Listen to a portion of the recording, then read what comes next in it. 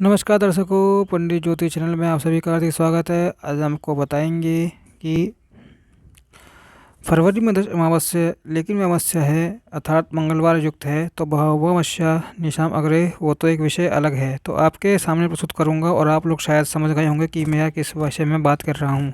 लेकिन एक और महत्वपूर्ण शायद एक ऐसा योग बन रहा है जो कि आपको शास्त्र के प्रमाण से बताने जा रहा हूँ, जो बहुत ही अद्भुत है। एक नक्षत्र अमावस्या का संयोग, उसमें बहुत सरल सहज विधान है जो हर कोई कर सकता है। इसका फल आदि क्या है वो आज हम चर्चा करेंगे, बात करने वाले हैं। अगर आपको आज का ये विषय वीडियो पसंद आए तो लाइक कीजिएगा, शेयर कीजिएगा, चैनल पर नहीं हो तो सब्सक्राइब कीजिएगा।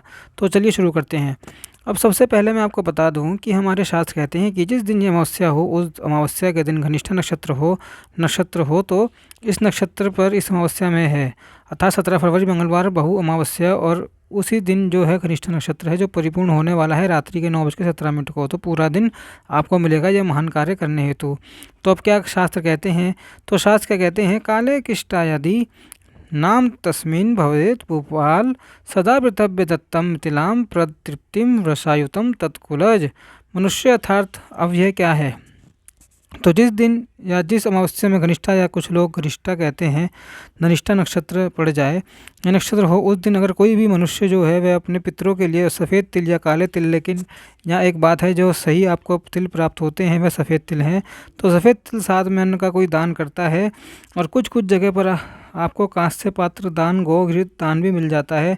तो सरल भाषा में अगर कहूँ तो सफ़ेद तिल, कांसे की कटोरी या थाली, जो भी आपकी स्थिति हो, जो भी आपको प्राप्त हो, वह कोई भी अन्न आपकी स्थिति के अनुसार, और गौ माता का घी। अब इसमें यह प्रमाण नहीं है कि आप 1 किलो दीजिएगा, 100 ग्राम दीजिए, 200 ग्राम, 500 ग्राम, जितनी आपकी श्रद्धा परिस्थिति हो, आपकी जो स्थिति हो, उस समय आप किसी भी ब्राह्मण देवता को या किसी शिवालय में या किसी मंदिर में आप दान कर सकते हैं। ऐसा जो कोई भी करता है तो आगे क्या कहा जाए है, देश सहस्त्र वर्ष तक पितरों को वह तृप्त करता है, 10,000 वर्षों तक वह मनुष्य अपने पितरों को तृप्त करता है। तो आप खुद सोचिए कितना महान यह योग बन रहा है इस अमावस्या में।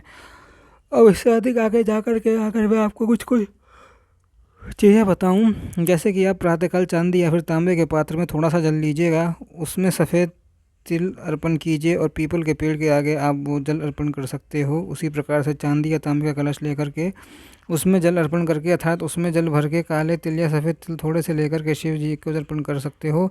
और आपको जो भी मंत्र आए आप वह बोल सकते हो। यह एक विशेष उपाय मैंने आपको बताया।